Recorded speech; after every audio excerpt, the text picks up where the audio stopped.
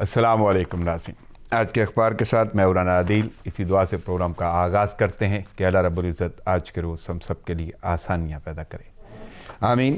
بڑھتے ہیں پروگرام کی جانب۔ خبروں اور تجزیوں سے پہلے میں اپنی مہمان شخصیات کا تعارف آپ کے سامنے رکھ دوں۔ دو شخصیات میرے ساتھ اس وقت پروگرام میں موجود ہیں، بڑی ہم عزیز شخصیات ہیں۔ پہلی شخصیت کا تعلق شعبہ صحافت سے ہے اور طویل عرصہ سے اس سے منسلک ہیں، حالات حاضرہ پہ بڑی گہری نظر ہے۔ میرے ساتھ موجود ہیں صحافی اور تجزیہ کار عامر حسین نہال صاحب۔ السلام علیکم عامر صاحب۔ السلام جی، تھینک یو۔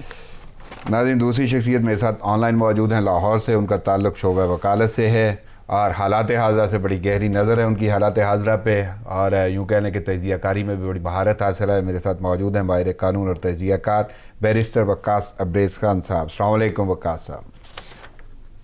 جی وعلیکم السلام عادل بھائی۔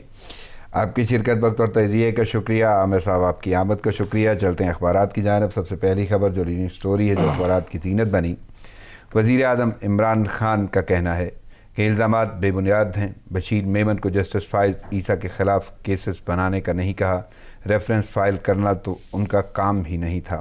مزید کہا کہ جہانگیر ترین کے مسئلے پر انصاف ہوگا۔ عامر صاحب، پہلے آپ کی طرف آتا ہوں اور وہ واضح طور پہ ایک دو اور میں ہیڈ لائنز آپ کے سامنے رکھ دوں۔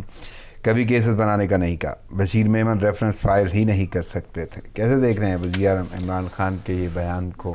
جی رانا صاحب، بہت شکریہ۔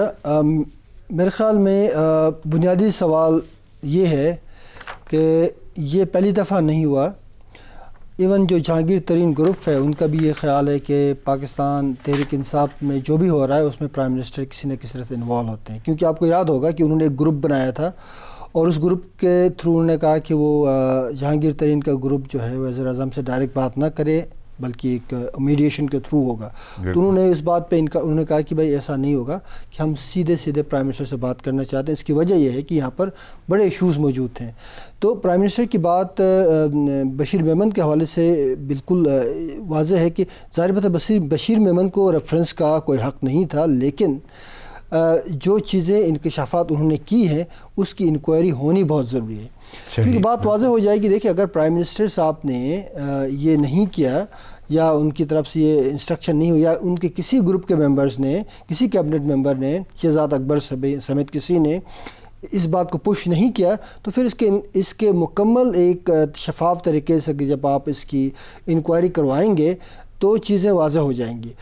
کیونکہ پرائم منسٹر جو بات کرتے ہیں اس میں ایک بات تو یہ ہے کہ جو ماضی میں ہوتا رہا 3 سال کے عرصے میں، اس سے بہت سارے شکوک و شبہات لوگوں کے ذہن میں ہے کہ جس طرح کی پرفارمنس پی ٹی آئی کی رہی ہے یا انٹرونشن یا انٹرفیئرنس کا ایک پورا سلسلہ رہا ہے، پولیٹیکل وکٹمائزیشن نظر آتی ہے بعض اوقات، تو ان چیزوں کو اگر اس پس منظر کو آپ دیکھیں گے تو اس پس منظر کے نتیجے میں جو چیزیں لوگ اخذ کرتے ہیں اس سے بچنے کا طریقہ ایک شفاف قسم کا، یعنی کہیں نہ کہیں چھان بین تو آپ کو کرنا ہوگی۔ کرنا ہوگی، اگر کوئی بھی شخص آپ پہ الزام لگا دیتا ہے بے بنیاد کہہ دینے سے وہ کلیئرنس، دیکھیں وہ ایک بہت بڑے ادارے کا ہیڈ تھا، ڈی جی ہونا، بالکل سابق وہ ڈی جی ایف آئی تھے۔ اب ایک ڈی جی ایف آئی ایک رسپانسبل پوزیشن پہ کام کرنے والا انسان بغیر وجہ کے اتنے بڑے الزامات نہیں لگا سکتا۔ تو اس بات کی بیسیکلی ایک گہرائی کے ساتھ مکمل شفاف طریقے سے چھان بین بنتی ہے، جانچ پڑتال ہونی چاہیے۔ چلے میں اسی حوالے سے بیرسٹر صاحب سے بھی بات کرتا ہوں۔ وقاص ابریز صاحب، آپ کیسے دیکھ رہے ہیں، یعنی سابق ڈی جی ایف آئی اے نے انکشافات جو کیے اس کے حوالے سے وزیر اعظم عمران خان نے بیان دیا ہے، وہ کہتے ہیں کہ الزامات بے بنیاد ہیں اور ویسے بھی بشیر میمن کو جسٹس فائز عیسیٰ کے خلاف کیسز بنانے کا نہیں کہا، ریفرنس فائل کرنا تو ان کا کام ہی نہیں تھا، اور ساتھ میں وہ جہانگیر ترین کے حوالے سے بھی کہہ رہے ہیں کہ مسئلے پر انصاف ہوگا۔ کیسے دیکھ رہے ہیں اس بیان کو؟ عادل صاحب، جہاں تک اس بیان کے لیگل اسپیکٹس کا تعلق ہے، احمد شاہی جی چونکہ جو اسپیشل کونسل ہے جو آرٹیکل 209 کے تحت جس کا کام سو موٹو ایکشن لے کے کسی جج کے خلاف کارروائی کرنا ہے، یا اس کے علاوہ جو پریزیڈنٹ آف پاکستان کا یہ سپریم جوڈیشل کونسل کو ہیں، تو اس اگر پیرائی میں دیکھا جائے، قانونی آنت پہن کے اس کا تجزیہ کیا جائے تو بالکل بشیر میمن صاحب کا یہ کام نہیں ہے، ان کی یہ جیورسڈکشن نہیں ہے کہ ان کے ساتھ کسی طرح کی لیگل کنسلٹنسی کی جائے یا ان سے کسی طرح کا اس پہ مشورہ لیا جائے۔ کیونکہ یہ ان کے ڈومین میں یہ چیزیں آتی ہی نہیں ہیں. یہ سپریم جوڈیشل کونسل کے تحت یہ سپریم جوڈیشل کونسل کا بذات خود کام ہے, یہ پریزیڈنٹ آف پاکستان کا کام ہے. گورنمنٹ اس کے تھرو یہ ریفرنس بھیج سکتی ہے. تو جو ان کے بنیاد ہیں, وزیر اعظم کا اگر بیان دیکھا جائے تو بالکل ان کے اندر کسی حد تک تو صداقت نظر آتی ہے کہ یہ کنکاکٹڈ ہے, فٹیشیس ہیں, فریبلس ہیں.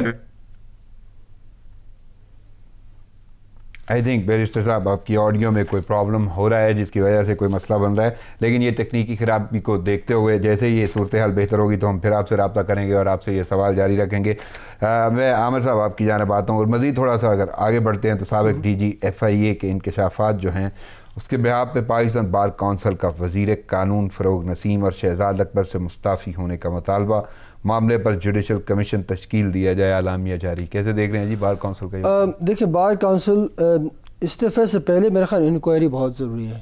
دیکھیں نا چیزیں واضح ہو جائیں گی, اور اگر اس میں کوئی اس طرح کا ایلیمنٹ موجود ہے کہ حکومت نے اگر وکٹمائزیشن کیا ہے, پولیٹیکل وکٹمائزیشن بڑا ایک پبلک لٹیگیشن والا, تو کہیں نہ کہیں وہ انویسٹیگیشن کے حوالے سے کہتے ہوں کہ تب تک آپ مستعفی ہو جائیں. اب اس میں دیکھیں دو فریق بن گئے نا, ایک تو حکومت ہے, دوسرا بشیر میمن صاحب ہے. بشیر میمن نے الزامات لگائے, ایلیگیشنز ہیں. اب قانوناً وقاص صاحب بہتر بتائیں کہ قانونی طور پہ ایلیگیشن کو ایویڈنس کی بنیاد پہ پروو کیے بغیر کسی کو آپ مستعفی تو نہیں کر سکتے. البتہ یہ بات ضرور ہے کہ آپ ایک سوئفٹ اینڈ ریپڈ قسم کا انویسٹیگیشن ہونی چاہیے اور وقت کا تعین ہو, ٹائم فریم کے اندر ہو, اور اس کے بعد اگر یہ جو ایلیگیشن یہ اسٹیبلش ہو جاتے ہیں تو پھر ظاہر بات ہے ان کے پاس اس عہدے پہ کام کرنے کا کوئی مورل جواز نہیں ہے. پھر تو بلکہ اگر دیکھا جائے کہیں نہ کہیں تو قدغن وزارت عظمیٰ پہ بھی آ جائے گا. بالکل آ جائے گا. دیکھیں یہ جو کیبنٹ میٹنگ ہوتی ہے اس میں وزیر اعظم خود اس کی سربراہی کر رہے ہوتے ہیں, اور خاص کر جو اینٹی کرپشن نیریٹو ہے یا جو پولیٹیکل جو اپوزیشن لیڈرز کو جس طرح ان کو گرل کیا گیا ہے, تو اس میں وزیر اعظم صاحب کا ایک نیریٹو تو ہے نا کہ اینٹی کرپشن کا. اب اس میں یہ دیکھنے کی ضرورت ہے کہ کیا یہ سارے معاملات اگر بشیر میمن یا اس کی جو ایف آئی اے کی ایجنسی کو استعمال کیا گیا ہے یا کیا جا رہا ہے تو یہ ایک بہت ہی ہیبتناک بات ہے, بہت ہی مطلب اندوہناک کہانی بنے گی اندر کی. لیکن معاملہ یہ ہے کہ ہم نے ہمیشہ ہمارا جو پولیٹیکل کلچر ہے اس کے اندر ہم چیزوں کو ایویڈنس کی بنیاد پہ آگے لے جانے کے عادی نہیں ہے. چاہے اب بار کونسل کی بات تو ٹھیک ہے, لیکن بار کونسل کو یہ بات بھی پہلے ڈیمانڈ کرنی چاہیے ایز اے لیگل فیٹرنیٹی, ان کو چاہیے کہ پہلے اس کی ایک لیگل انویسٹیگیشن ہو اور جلدی آبجیکٹیو ہو, تو اس سے چیزیں واضح ہو جاتی ہیں اور اس سے نظام کی وہ جو پختگی ہے اس کا بھی اندازہ ہوتا ہے. اچھا, میں اگر تھوڑا سا مزید آگے بڑھتا ہوں, اور اپوزیشن نے بھی تو یہ مطالبہ کیا ہے کہ بشیر میمن کے انکشافات کی تحقیقات کا پہلے تو مطالبہ, حمزہ شہباز کہتے ہیں کہ جی بیان وزیر اعظم کا منصب غلط استعمال ہونے کا ثبوت ہے. سلیم مانڈوی والا نے انٹرویو کو حکومت کے خلاف چارج شیٹ قرار دے دیا ہے.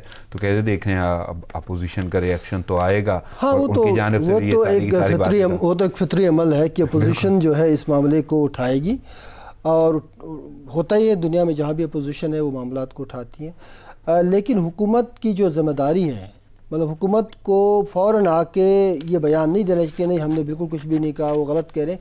حکومت طریقے سے کہیں ٹھیک ہے ہم اس کی تحقیق کرواتے ہیں اور اس میں جو بھی ایک انڈیپینڈنٹ انکوائری ہوگی ہم کروائیں گے. اس کے بعد اگر کوئی مورد الزام ٹھہرتا ہے ہمارے کیبنٹ کے اندر ہم اس کے خلاف ایکشن لیں گے, تو معاملہ ختم ہو جاتا. اب مسئلہ یہ ہے کہ حکومت کے پاس جو ایک پوری فوج ہے منسٹرز کی, ترجمان کی, ہر کوئی جو ہے نا اس پہ بات کرنا شروع کرتا ہے اور جو کنکلوژن ہے وہ کہیں نہیں پہنچتا, اور پھر ایک کنفیوژن شروع ہو جاتا ہے, پھر اس کے بعد معاملات خراب ہوتے ہیں. تو یہ ایک سمپل ٹیکنیکل معاملہ ہے. دیکھیے بشیر میمن صاحب نے اگر غلط بیانی کی ہے تو اس کو بھی اکاؤنٹیبل ہونا چاہیے نا, مطلب اس کی بھی ذمہ دار. اگر آپ کسی پہ الزام لگاتے ہیں تو اتنا بڑا جو کہ قومی لیول کا ہے, عامر صاحب بیرسٹر صاحب میرے ساتھ اس وقت موجود ہیں, ان سے میں وہی سوال کرتا ہوں. بیرسٹر صاحب, اس سے پہلے دو ہیڈ لائنز ہم ڈسکس کر چکے ہیں, یعنی ایک تو سابق ڈی جی ایف آئی اے کے انکشافات ہیں, پاکستان بار کونسل کا وزیر قانون فروغ نسیم اور شہزاد اکبر سے مستعفی ہونے کا مطالبہ, معاملے پر جوڈیشل کمیشن تشکیل دیا جائے, یہ اعلامیہ جاری کر دیا گیا ہے. کیسے دیکھ رہے ہیں یہ مطالبہ؟ دیکھیں, جہاں تک جوڈیشل کمیشن تشکیل دینے کی بات ہے میں یہ سمجھتا ہوں کہ وہ تو دیا جا سکتا ہے, لیکن جہاں تک ان کے الزامات کی بات ہے میں یہ سمجھتا ہوں کہ یہ کنکاکٹڈ فٹیشیس اور فریولس معلوم ہو جائے اگر بادی نظر میں دیکھا جائے, کیونکہ یہ بشیر میمن صاحب کی جیورسڈکشن نہیں ہے کہ وہ کسی جج کے خلاف کسی قسم کی لیگل کنسلٹنسی دے، چونکہ اگر کسی جج کے کانڈکٹ پہ بات آئے گی تو آرٹیکل 209 کے تحت سپریم جوڈیشل کونسل کو یہ اختیار ہے کہ وہ کسی جج کے خلاف انکوائری انیشیٹ کر سکتے ہیں، یا گورنمنٹ کو یہ اختیار ہے کہ وہ پریزیڈنٹ آف پاکستان کی تھرو جو ہے وہ ایک presidential reference supreme court of Pakistan supreme judicial council کے سامنے رکھ سکتے ہیں۔ لہٰذا یہ میٹر جو ہے ڈی جی ایف آئی کے بالکل ڈومین میں جیورسڈکشن میں نہیں آتا۔ میں بھی سمجھتا ہوں بطور اسٹوڈنٹ آف لا کہ اگر ان کے پاس بیرسٹر فروغ نسیم جیسے لوگ موجود ہیں تو ان کو بشیر میمن جیسے ڈی جی کے ساتھ اس طرح کی کنسلٹنسی کی ضرورت نہیں ہے۔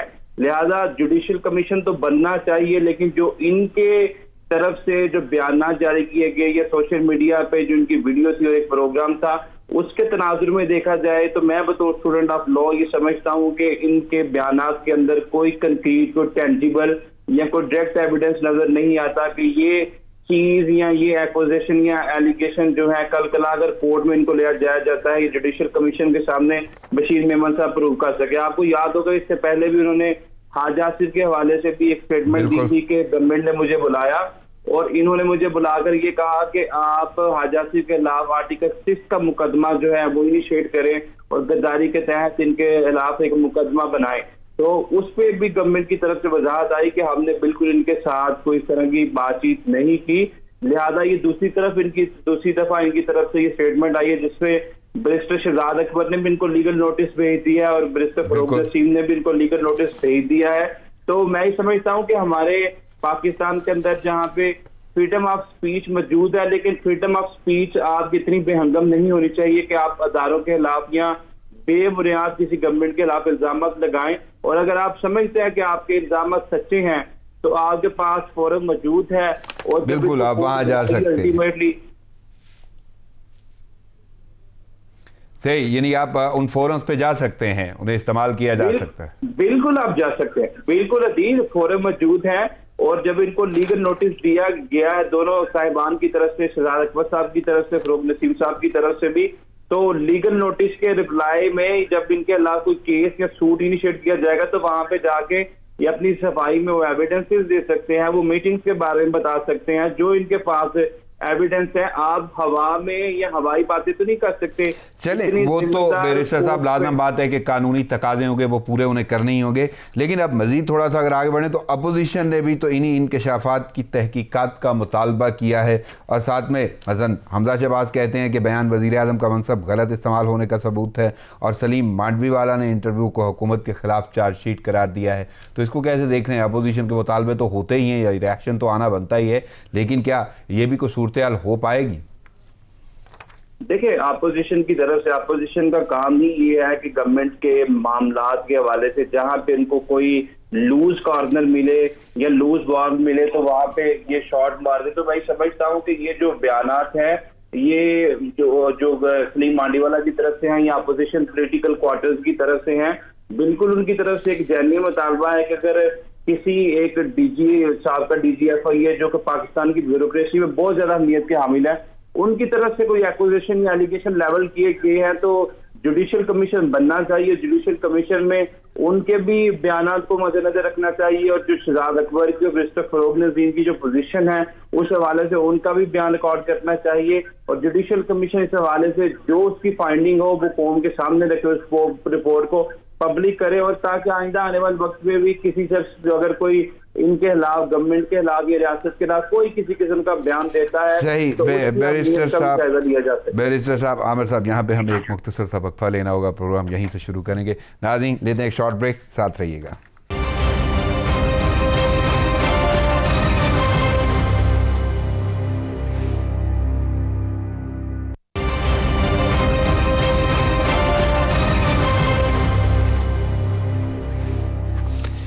ویلکم بیک ناظرین خبروں اور تجزیوں کا سلسلہ شروع کرتے ہیں، وہیں سے سلسلہ شروع کریں گے جہاں سے یہ ٹوٹا تھا۔ عامر صاحب آپ کی جانب آتا ہوں اور میں تھوڑا سا آگے بڑھوں گا، اور ہیڈ لائن ہے میرے پاس، کراچی کے ضمنی انتخاب 249 حلقہ ہے این اے کا، اور انتخاب تو غیر سرکاری نتائج کے مطابق تو پیپلز پارٹی جیت گئی ہے، لیکن بڑے اس کو میں کیا لفظ استعمال کروں، وہ کتنا کانٹا تھا یا کتنے کانٹے دار تھا کہ ایک دم سے وہ صورتحال بھی بدلی ہے۔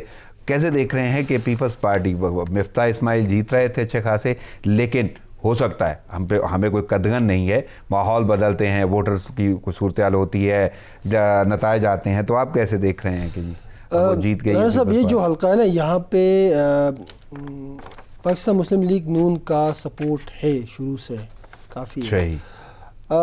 इलेक्शन का जब ये सिलसिला वोटिंग का शुरू हुआ तो आधी रात तक तो मिफ्ता इस्माइल साहब इसको लीड कर रहे थे, तो फिर अचानक कुछ रिजल्ट्स डिले होने शुरू हो गए, कुछ मामलात होने शुरू हुए, कुछ प्रोटेस्ट हो गई, हमारे इलेक्शन में अक्सर होता है, तो फिर थोड़ा सा पांसा पलटना शुरू हो गया। पांसा मुझे अगर आप इजाज़त दें तो उसी वक्त ना एक प्रेस कॉन्फ्रेंस यानी मीडिया टॉक की शायद खाकान अब्बासी ने, उनका ये कहना था नताइज में ताख़ीर से इबहाम पैदा हो गया है, वोटों की गिनती में 2 घंटे से ज़्यादा वक्त नहीं लगना चाहिए। बिल्कुल, तो वो कहीं ना कहीं कुछ ऐसे असरात हुए। ये होता है हमारा, अनफॉर्चुनेटली जो हमारा जो इलेक्शन का निज़ाम है ना, इतना फ्लॉड है कि यहाँ पर इंसानी डिस्क्रिशन बहुत है, यानी किसी भी इंसान के इख्तियारात इतने हैं कि वो वहाँ पर ट्रांसपेरेंसी चैलेंज होने शुरू होती है, और ट्रेडिशनली हमने कभी भी इलेक्शन के रिज़ल्ट को एक्सेप्ट नहीं किया। तो इसकी वजह यह है कि हम इलेक्शन के इस पूरे जो निज़ाम की शफाफियत थे उसको कायम करना नहीं चाहते, जानबूझ कर नहीं चाहते। अब जब एक ट्रेंड आ रहा था रात को तो लोगों का ये ख्याल था कि होगा, और नेचुरल था क्योंकि वो जो कॉन्स्टिट्यूंसी वहाँ पे पहले से सपोर्ट सिस्टम मौजूद थे, लेकिन फिर वो पांसा पलट गया, आपको पता, जैसे हमारे बल्कि मैं यहाँ पे एक बड़ा अहम सवाल तो ये भी है, यानी जीत हार तो अपनी जगह पे है, सईद गनी साहब पीपल्स पार्टी के हैं, उन्होंने वाज़ेह तौर पे बोला, शुक्रिया अदा किया आवाम का और जीतने के हवाले से। बिलावल ने ट्वीट भी किया, बिलावल ने तो शुक्रिया कराची का नाम ट्वीट कर दिया, लेकिन मिफ्ता इस्माइल, वो जिनको रनर अप के नाम के हवाले से आप जान सकते हैं, उनका बयान भी आया, कहते पहले हम लीड कर रहे थे, ताख़ीर से आने वाले नताइज में हम नीचे आए, और वो मुतालबा कर रहे हैं पोलिंग स्टेशन का फॉरेंसिक ऑडिट किए बगैर रिजल्ट का ऐलान ना किया जाए। तो आपको लगता है कुछ ऐसी सूरत हाल होगी? देखिए, ये इलेक्शन कमीशन अगर चाहे तो उसमें फॉरेंसिक जो ऑडिट है हो सकता है, अगर उनको लगे कि वाकई कोई इस तरह के इरेगुलरिटीज़ हैं, कोई एविडेंस मौजूद है या कोई इस तरह का एविडेंस है जिससे मुतमईन हो इलेक्शन कमीशन, तो फिर पॉसिबिलिटी है। एक चीज़ तो हमें नज़र आई कि अचानक रिजल्ट्स का डिले होना एक सवाल निशान ज़रूर है। बिल्कुल, उस पर शहबाज गिल साहब ने भी बात की, उस पर वो PSP ने भी बात की। लेकिन एक बात वाज़ह है राना साहब, यहाँ पर पहले पाकिस्तान तहरीक इंसाफ का कैंडिडेट थे फैसल साहब, उनको काफ़ी सेटबैक मिला है। नहीं, उसको आप सेटबैक ही कहेंगे, क्योंकि आप उसको क्या नाम देंगे? खुर्रम शेर ज़मान तो ये कहते हैं कि जी उन्होंने नताइज मुस्तरद कर दिए हैं।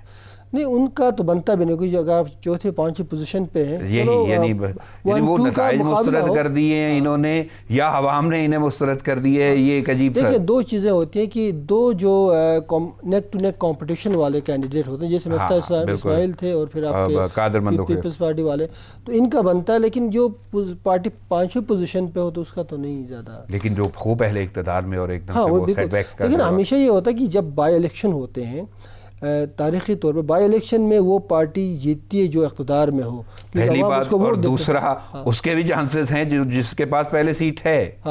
ठीक है, और ये दोनों चीज़ें PTI के हक में थी, और ये PTI को रिथिंक करने की ज़रूरत है इसमें। सही। इसी हवाले से मैं ज़रा वकास साहब से पूछता हूँ। वकास साहब, कराची का ज़िमनी इलेक्शन है 249 का, और वो इलेक्शन जो है पीपल्स पार्टी जीत गई है, उनके कैंडिडेट हैं कादर मंदोखिल, उन्होंने जीत लिया है, लेकिन मिफ्ता इस्माइल, अच्छा खासा ये मुकाबला चल रहा था और एकदम से पांसा बटा है, उस पर बयानात भी बहुत सारे आ रहे हैं। PP शुक्रिया अदा कर रही है, लेकिन नून लीग की जानिब से पहले एतराज़ात किए गए कि गिनती क्यों लेट हो गई, 2 घंटे में हो जानी चाहिए थी। शाद खान अब्बासी ने कहा, मिफ्ता इस्माइल ने वाज़ेह तौर पर बोल दिया है कि फॉरेंसिक होना चाहिए ये सारे रिजल्ट का, उसके बाद इसको अनाउंस किया जाए, और इसके साथ साथ PTI इसको मुस्तरद कर रही है। तो कैसे देख रहे हैं ये सारी सूरत हाल और इलेक्शन? देखिए, PTI की तरफ से जहां तक इस इलेक्शन को मुस्तरद करने की बात है, तो डील आई मस्ट है कि पाकिस्तान के अंदर PTI की ये वाहिद गवर्नमेंट है कि जिसमें NA 75 के अंदर भी, 249 के अंदर भी और KPK के अंदर भी जो ज़मीनी इंतखाबात थे, वो पहली दफा देखने में आया कि जो मौजूदा गवर्नमेंट है वो खुद इंतखाबात की कंट्रोवर्शियलिटी पे बात करती है और कहती है कि इंतखाबात शफाफ नहीं हो रहे, जबकि الیکشن کمیشن کے اندر اس کو ٹرانسپیرنٹ بنانے کا اور فریلی فیئرلی اور جسٹلی انتخابات کروانے کا مینڈیٹ بھی ان کے پاس ہے. ایٹ دی سیم ٹائم ہمیشہ یہی ہوتا تھا کہ پولیٹیکل اپوننٹس کی طرف سے یہ الزامات دیکھنے کو آتے تھے کہ گورنمنٹ نے اپنی مشینری استعمال کی, گورنمنٹ نے تمام ریسورسز استعمال کیے, لیکن یہ پہلی دفعہ ہوا کہ گورنمنٹ کی طرف سے بھی ایلیگیشن ایکوزیشن امپوز کیے جا رہے ہیں. جہاں تک یہ انتخابات کا رزلٹ جو تھا اس کی تحریر کی بات ہے تو اس حوالے سے میں ضرور کہوں گا کہ یہ بڑی اچنبھے اور حیرانگی کی بات ہے کہ ووٹنگ کی جو کاسٹنگ تھی وہ بڑی محدود تھی, وہ بہت زیادہ ٹرن آؤٹ نہیں تھا, لیکن اس کے باوجود بھی اتنی دیر تک آپ کاؤنٹنگ کے اندر اپنا وقت صرف کرتے ہیں, جس کی وجہ سے یہ تمام کا تمام جو امپریشن ہے جو کہ جس کو لیٹر آن جو ہے وہ ٹرانسپیرنٹی کے گیس لے کے جایا جاتا ہے. میں یہ سمجھتا ہوں کہ اس حوالے سے بھی الیکشن کمیشن آف پاکستان کو میکانزم ڈیولپ کرنے کی ضرورت ہے تاکہ وہ ٹائملی جو ہے وہ بائی الیکشنز ہوں یا ہمارے جنرل الیکشنز ہوں. صحیح. وقار صاحب میں تھوڑا سا آگے بڑھوں گا. جس طرح ہم بات کر رہے ہیں پی ٹی آئی کے حوالے سے آپ بات کر رہے ہیں, اقتدار میں جو یعنی حکومت کی آپ بات کر رہے ہیں کہ حکومت بھی اگر اعتراض کرتی ہے, تو مجھے یاد ہے وزیر اعظم نے اپنی پہلی تقریر میں جو انہوں نے ایوان میں کی تھی وزیر اعظم بننے کے بعد, پہلی تقریر میں انہوں نے بولا تھا ایسا نظام لاؤں گا, یعنی یہ اسپیشلی پولنگ کے حوالے سے اور الیکشن کے حوالے سے, کہ کسی کو اعتراض نہیں ہوگا, ہارنے والا بھی مانے گا جیتنے والا بھی مانے گا. پہلی بات تو یہ کہ یہ وزیر اعظم کا بیان تھا, اور اب پی ٹی آئی واقعی ہر انتخاب میں ضمنی انتخاب میں یہی صورتحال ہوتی ہے کہ وہ کہیں نہ کہیں اعتراض کے لیے چلے جاتے ہیں, مسترد کر دیتے ہیں یا کچھ بھی کرنے کی کوشش کرتے ہیں. یہی ڈسکے میں بھی ہمیں دیکھنے میں ملا. لیکن میں تو یہ جاننا چاہتا ہوں واقعی کیا کوئی ایسا الیکشن ہوگا جس کو ہم واضح طور پہ یہ کہیں گے کہ جی بالکل کلی طور پہ شفاف ہوا ہے؟ دیکھا, وزیر اعظم سے سب سے پہلے تو میں یہ موضوعانہ گزارش کرنا چاہوں گا کہ تیرے وعدوں پہ کب تلک میرا دل فریب کھائے, کوئی ایسا کر بہانہ میری آس ٹوٹ جائے. ان کے جتنے بھی وعدے تھے کولو قرار تھے, کوئی ان کا وعدہ, ان کا کوئی بیان جو ایگزیکیوٹ ہوتا ہو نظر آتا ہو, کوئی بھی ایسی اسٹیٹمنٹ ان کی آج تک ایگزیکیوٹ یا پریکٹیکلی یا پریگمیٹیکلی اس کے ثمرات نظر نہیں آئے. اگر تو الیکشن کمیشن آف پاکستان کے اندر ٹرانسپیرنٹی اور فریلی فیئرلی اور جسٹلی انتخابات کا انعقاد جو ہے یہ یقینی بنائے, تو پاکستان میں 72-73 سالوں سے جو جتنی بھی ڈیموکریٹک پروسیس کے اندر انتخابات کروائے گئے اور انتخابات کی جو کریڈیبلٹی تھی اس کے حوالے سے جتنے بھی برننگ ایشوز جو ریز کیے گئے, میں یہ سمجھتا ہوں کہ یہ پی ٹی اے کی گورنمنٹ کو بہت بڑا کریڈٹ جا سکتا ہے. لیکن میرے خیال میں ان کی توجہ بھی اس طرف نہیں ہے, یہ محض باتیں ہی کرتے ہیں, اور باتوں سے اگر آپ دیکھا جائے تو اس کے جتنے بھی نعرے تھے وعدے تھے وہ آج تک کوئی بھی کسی کو عملی, وہ سارے نعرے وعدے جو ہے نا ہوا ہو گئے, وہ دعوے شعبے بھی سارے ہوا ہو گئے. میں ذرا عامر صاحب سے بھی یہی کویشچن رکھوں گا. عامر صاحب آپ کو کیا لگتا ہے کہ یعنی ضمنی انتخاب ایک حلقے کا ہوتا ہے اور جتنے حلقوں کا ابھی تک ہوا ہے اور جتنے اعتراضات سامنے آ گئے, کوئی ایک الیکشن ہوگا جس کو ہم مانیں گے کہ واقعی دھاندلی نہیں ہو رہی یا کوئی ایسا معاملہ نہیں ہو رہا, شفاف ہے؟ رانا صاحب, یہ ایک ہمارا قومی مزاج بن چکا ہے, ہم شکست تسلیم نہیں کرتے. ایک تو بات یہ, دوسری بات یہ کہ الیکشن کے اس نظام کے اندر ہم نے شفافیت لا کے اس کو ایک مستند ادارہ نہیں بنایا, وہ عمل جو ہے مستند نہیں ہے, اور لوگ اور ہوتا رہا ہے کہ ہمیشہ پاکستان کے الیکشن میں کوئی نہ کوئی پرابلمس چلتی رہتی ہیں, اور سیاسی اپوزیشنز کو کوئی ایسا دور آئے گا جس میں پرابلم بھی نہیں ہوگی اور یقین اس کا ایک ہی رانا صاحب کی ٹیکنالوجی, ایڈوانس ٹیکنالوجی کا استعمال ہو. اور ہمارے ہاں تو ٹیکنالوجی بھی جواب دے جاتی ہے. پچھلی بار آپ نے دیکھا ہیومن ڈسکریشن جو ہے نا اس کو کم کر, دیکھیں ٹیکنالوجی کا یہ ایک قومی وہ ہے, امانت ہے, کسی کا ووٹ جو ہے نا اس کو خراب کرنا یہ بہت بڑی بددیانتی والا عمل ہے.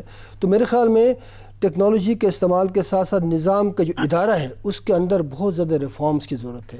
یہاں انسانی ڈسکریشن یا انسانی اختیار کو کم سے کم کیا جائے. اب یہ ایک الگ میٹر ہے کہ وہ کیا ہوتا ہے نہیں ہوتا, اس کا پروف ہونا وہ الگ میٹر ہے, لیکن ہم کب تک صرف یہی سنتے رہیں گے کہ جو بھی الیکشن ہوگا اس میں دھاندلی ہوئی؟ دیکھیں یہ کیسے ڈیفائن ہوگا کہ اب نہیں ہوگا؟ کہ تمام جو سیاسی پارٹیاں حکمران جماعتیں آئی ہیں اقتدار میں, اعتراض تو پہلے ان پہ جاتا ہے. جب ان کا دور آتا ہے تو ان کو ہر سیاسی جماعت جب چیخ چلاتی ہے الیکشن کے بعد, ان کو چاہیے کہ وہ ریفارمز کریں. ابھی پی ٹی آئی کی حکومت تھے وہ ہمیشہ ریفارمز کی بات کرتے ہیں. جب یہ ان کے وعدے تھے گورننس کے، ٹرانسپیرنسی کے، وہ تب ہوں گے جب اداروں کے اندر آپ ڈیمانسٹریٹ کریں گے آپ کرنا چاہ رہے ہیں. وہ اگر حکومتیں کرنا ہی نہیں چاہ رہی ہیں تو پھر کہیں نہ کہیں کوئی من مرضیاں بھی ہیں اس میں شامل ہیں اور ان کو اس سے پولیٹیکل ویٹیج حاصل کرنا چاہتے ہیں. صحیح. میں ذرا آگے بڑھتا ہوں اور وقاص صاحب کی طرف آتا ہوں. وقاص صاحب، ناگہانی آفت ہے، وبا ہے، مہلک وبا ہے جس کا سامنا ہے. کرونا سے مزید 131 اموات ہو گئی، 5112 کیسز رپورٹ ہوئے ہیں. یہ 24 گھنٹے کی بات ہے، ایک دن کی بات ہے، اور ایک دن پہلے یہی ساری صورتحال ریکارڈ تھی، یعنی 200 اموات ہو چکی تھیں. اب اتنی یہ تیسری لہر اور بڑی شدت اختیار کر چکی. کیسے دیکھ رہے ہیں حالات حاضرہ کو اور اسی مہلک وبا کے حوالے سے؟ This is very devastating and drastic situation. اور نہ صرف پاکستان بلکہ پوری دنیا اس وقت جو ہے، کل کے جو اسٹیٹکس اس حوالے سے میں یہ پڑھا تھا کہ پوری دنیا کے اندر کل ایک نئی ہسٹری رقم ہوگی ہے کہ کرونا کا ہے وہ تقریباً 1.25 سے 1.5 سال کا عرصہ گزرا ہے. اور گزشتہ روز میں جو ریکارڈڈ اموات بھی ہوئی ہیں، ریکارڈڈ کیس بھی جو تھے اس حوالے سے منظر عام پہ آیا. انڈیا میں بھی تقریباً 1 ملین پلس جو ہے لاسٹ 3 ڈیز کے اندر یہ کیسز رپورٹ ہو چکے ہیں. پاکستان کے اندر بھی صورتحال اس وقت نہ گفتہ اور قسم پرسی کی ہے. لہٰذا میں سمجھتا ہوں کہ بطور سٹیزن آف اسٹیٹ ہماری بھی ذمہ داری ہے کہ ہم ایس او پیز کو فالو کریں، کیونکہ ہم اس چیز کے ماہر تو نہیں ہیں، لیکن جو ماہرین ہیں ان کی طرف سے جتنے بھی بیانات آتے ہیں یا ان کی جو بھی اس حوالے سے پریکاشنری میئرز آف کرنے کی بات کی جاتی ہے، وہ اس میں یہی چیز نظر آتی ہے کہ کرونا کے ساتھ ہم نے 1 سے 1.5 سال آگے فردر اسی طرح اپنے سسٹم کو کنٹینیو کرنا ہے. لہٰذا بطور سٹیزن آف اسٹیٹ پاکستان کے تمام شہریوں کی یہ اولین ذمہ داری ہے کہ وہ جب بھی بازاروں میں نکلیں، وہ جب بھی اپنے تجارتی مراکز کی طرف جائیں، اپنے پروفیشنل جو بھی ان کی ذمہ داری اس کو ایکسرسائز کریں تو اس میں ایس او پیز کا خیال رکھیں. اور اس ضمن میں یہ سمجھتا ہوں کہ گورنمنٹ ہے یا ہمارے پولیٹیکل اپوننٹس ہیں، ان کو بھی چاہیے کہ وہ اپنے سیاسی لیڈر ہونے کے ناطے عوام کو گاہے بگاہے ضرور اس پہ موٹیویٹ کریں. میں تو بلکہ یہ جاننا چاہوں گا وقاص صاحب، کتنی ذمہ داری حکومت کی ہے اور کتنی عوام کی جو صورتحال بن چکی ہے؟ دیکھیں میں سمجھتا ہوں کہ عوام کی ذمہ داری جو ہے وہ زیادہ ہے، کیونکہ گورنمنٹ جو ہے، گورنمنٹ کے وسائل محدود ہیں اور ہمارے جو ہاسپٹل کا حال ہے وہ پوری پاکستان کی قوم کے سامنے ہے. ہم ایک انڈر ڈیولپ نیشن ہے جن کے پاس وینٹیلیٹرز کے مسائل ہیں، صحت کے حوالے سے، میڈیکیشن کے حوالے سے بہت زیادہ پرابلمز ہیں.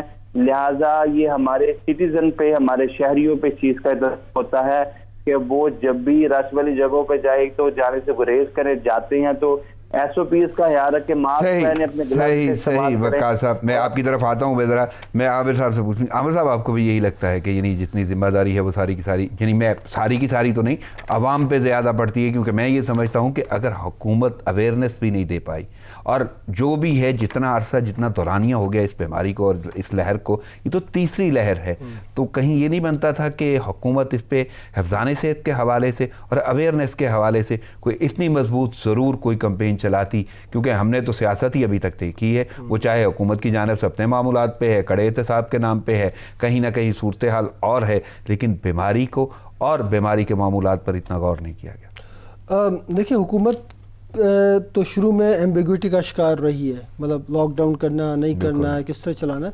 وہ متضاد بیانات تو پرائم منسٹر کے خود آئے ہیں. وہ شروع میں کہتے ہیں یہ ایک فلو ہے، اس سے کچھ نہیں ہوتا ہے، پھر بعد میں جب حالات خراب ہو گئے تو ان کو لگا کہ بہت ہیبتناک اور بہت ہی خطرناک قسم کی بیماری ہے.